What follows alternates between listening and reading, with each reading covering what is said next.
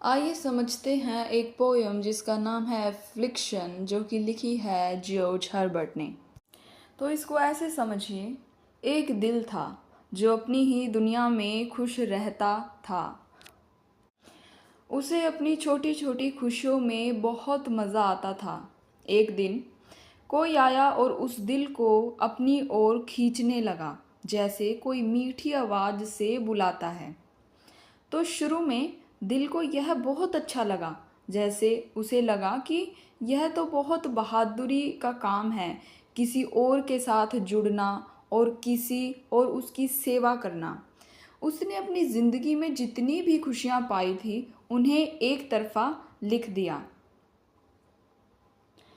फिर उस नए जुड़ाव से उसे और भी बहुत सी अच्छी चीज़ें मिली, जैसे किसी खजाने से कुछ अनमोल मिल जाए।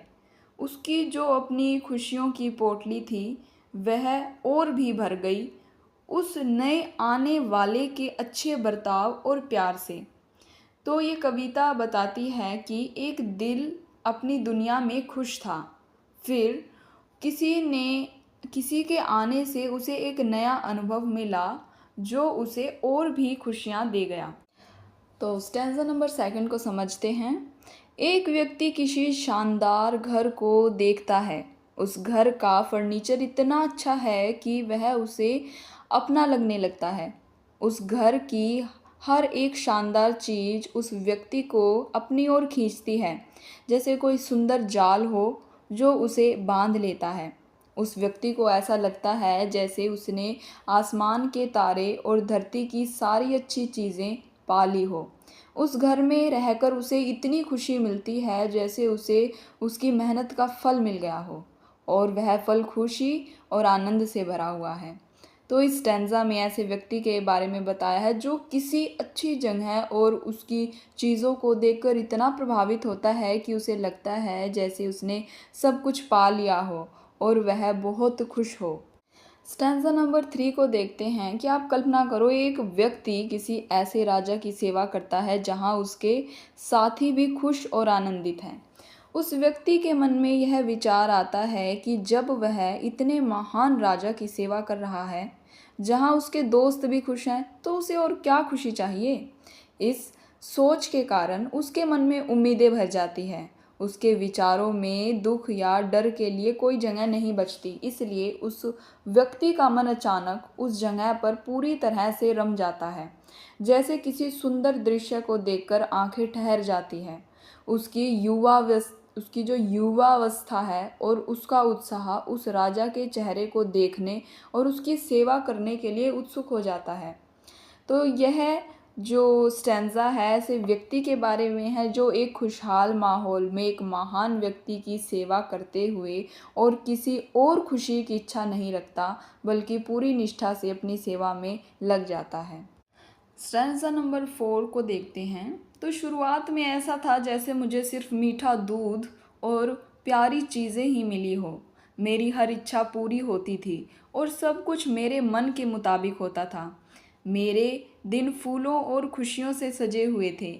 ऐसा लगता था जैसे हर महीना मई का महीना है, हमेशा वसंत और आनंद ही आनंद हो। लेकिन जैसे जैसे साल बीतते गए, दुख धीरे धीरे बढ़ने लगा और उसने मेरे जीवन में ऐसे मोड़ लाए जिसकी मुझे उम्मीद भी नहीं थी। ऐसा हुआ जैसे किसी अनजान दुख ने मेरे लिए एक पार्टी रखी हो, जिसमें मैं बिना जाने ही शामिल हो गया।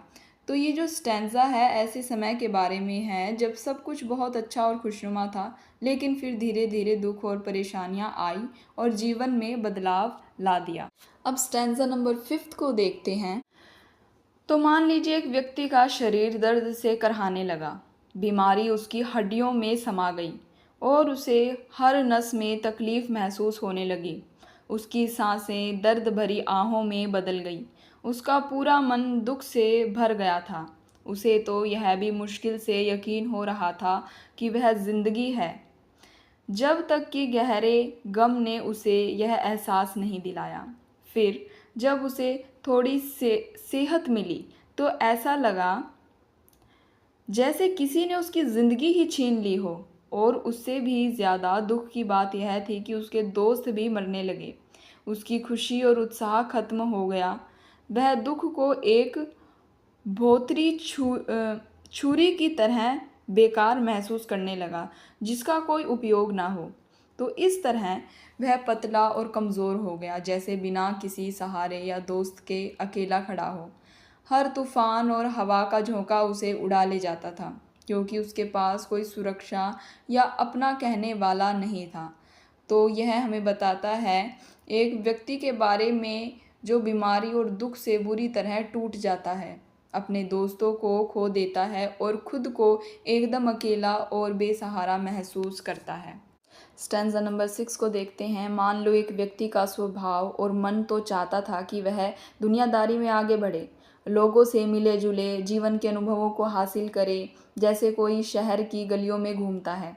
लेकिन किसी और ने उसे एक ऐसी किताब में उलझा दिया जो शायद उसे धीरे धीरे बांधती चली गई और उसे एक तरह के बंधन में लपेट दिया, जैसे किसी कपड़े में लपेट दिया जाता है।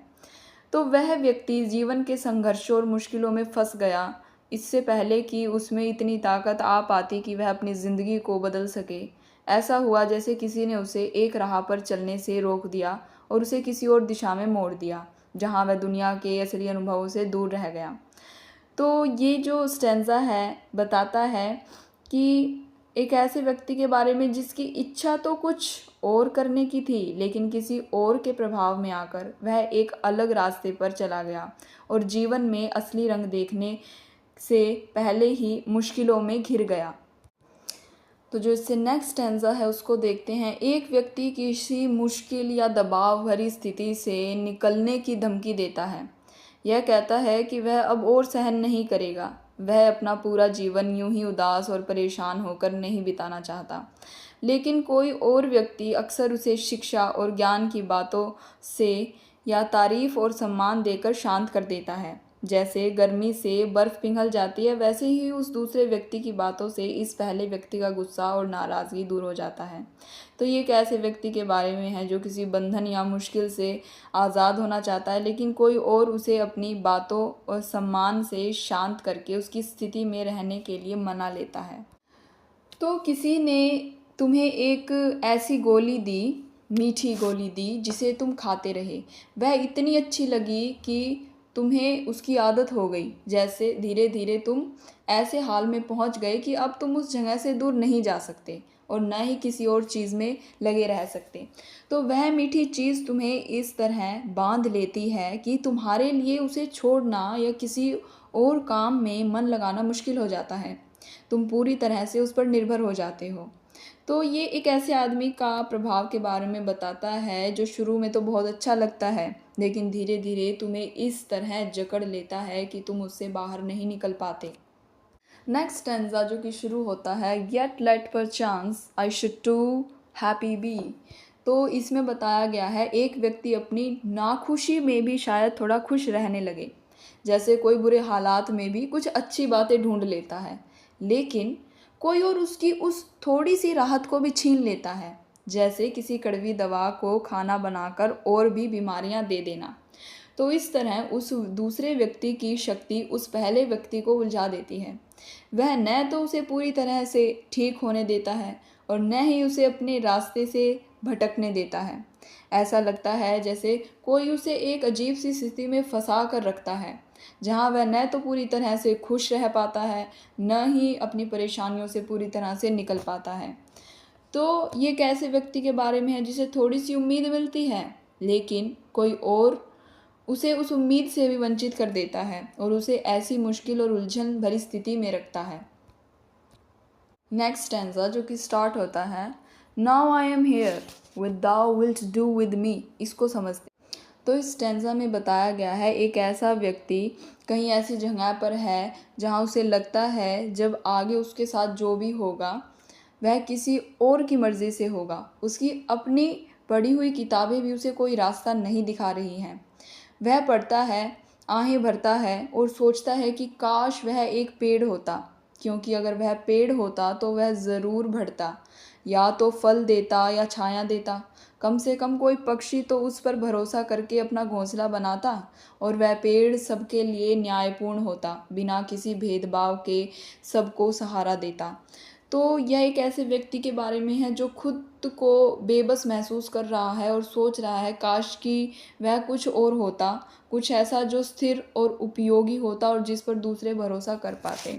और इस पोम का जो लास्ट स्टैंजा है जो कि स्टार्ट होता है, येट दाउ दो troubled me I must be meek, इसको समझते हैं। तो एक व्यक्ति है जिसे कोई परेशान कर रहा है, फिर भी वह सोचता है कि उसे कमज़ोर होते हुए भी शांत और मजबूत रहना होगा। वह कहता है कि ठीक है, अब वह अपनी सेवा बदल देगा और किसी और मालिक की तलाश में जाएगा। लेकिन फिर वह अचानक कहता है, हे मेरे प्यारे भगवान, भले ही मैं पूरी तरह से भुला दिया गया हूँ, मुझे तुमसे प्यार करना बंद न करने देना, अगर मैं सच में तुमसे प्यार करता हूँ तो यह कविता एक ऐसे व्यक्ति के बारे में है जो भले ही किसी से परेशान है और बदलाव चाहता है, लेकिन उसका दिल किसी और के प्रति गहरा प्रेम और निष्ठा रखता है, जिसे वह छोड़ना नहीं चाहता, भले ही उसे भुला दिया जाए।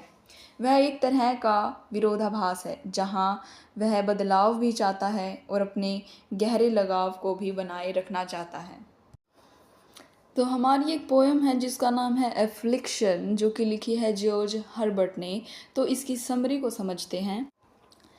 यह कविता कवि की आध्यात्मिक यात्रा और ईश्वर के साथ उसके बदलते हुए संबंधों के बारे में है। शुरुआत में कवि ईश्वर के प्रेम और आशीर्वाद का अनुभव करता है। उसे लगता है कि ईश्वर ने उसे बहुत सुख और शांति दिया है।